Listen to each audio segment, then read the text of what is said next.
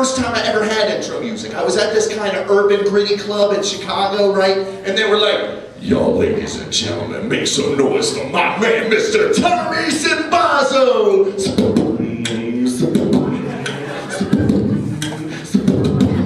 And I had to give the DJ a cut sign, right? And I thought to myself, holy shit, that was awesome.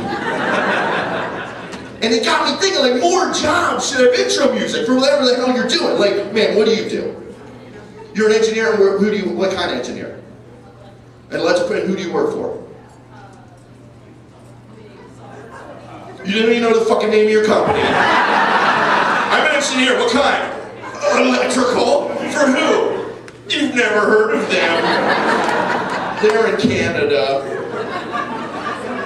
What is it? Caton's Electrical Company, and you're an electrical engineer. What's your name?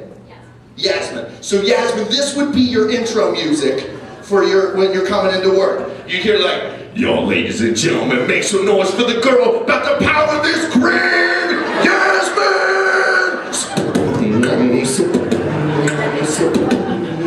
That's a capacitor, not a resistor, bitch. Or if you were like a brain surgeon, and they were like, "Now entering the operating room, Dr. Hibbers!" Let's cut this bitch's head open, yo. I don't know if they high five, I don't know why. That guy wouldn't high five. Or ladies, your OBGYN? We're gonna do it anyway, it doesn't.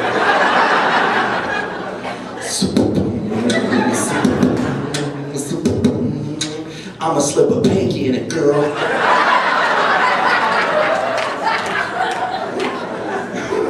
Because that might be what actually happens at the OB. I've never been. Never been invited. I think I would just be the guy like awkwardly masturbating in the corner, like, "I think this is what I'm supposed to be doing. This is what the internet said."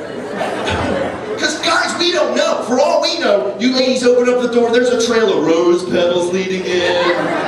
There's scented candles lit, copies of 50 Shades of Grey. There's soft jazz playing. Your doctor's there holding a glass of Courvoisier, and he's wearing a terry cloth robe that comes to here, and it says, "The Love Doctor."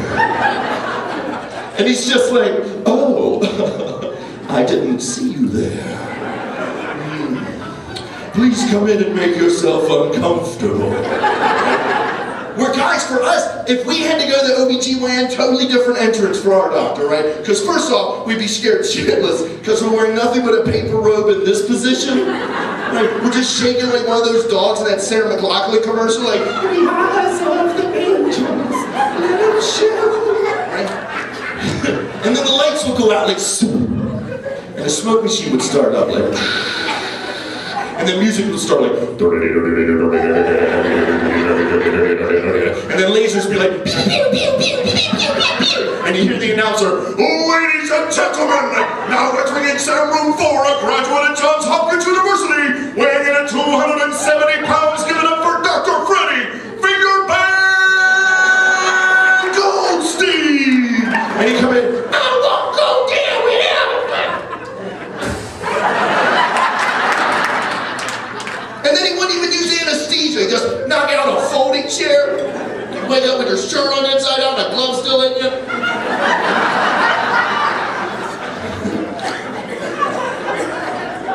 Do they use anesthesia with the OBGYN? No?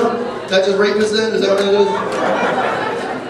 Because you guys hear that? Oh my God. There was an OBGYN practitioner at Johns Hopkins, right, that got sued for medical malpractice. Because since the 80s, he was doing grody shit. Like, he was filming all the sessions. I don't know how you get away with that, because in the 80s, like, the cameras were like this fucking big. No, this is a boombox. I need it for, I'm gonna break later.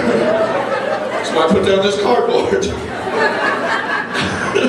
That he was using like more than 2 or 3.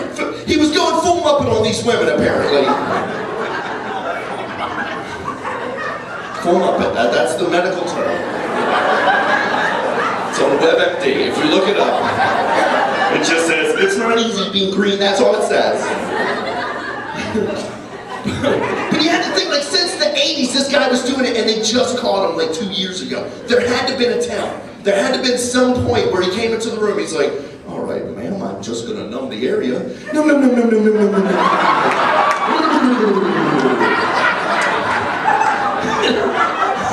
You get it?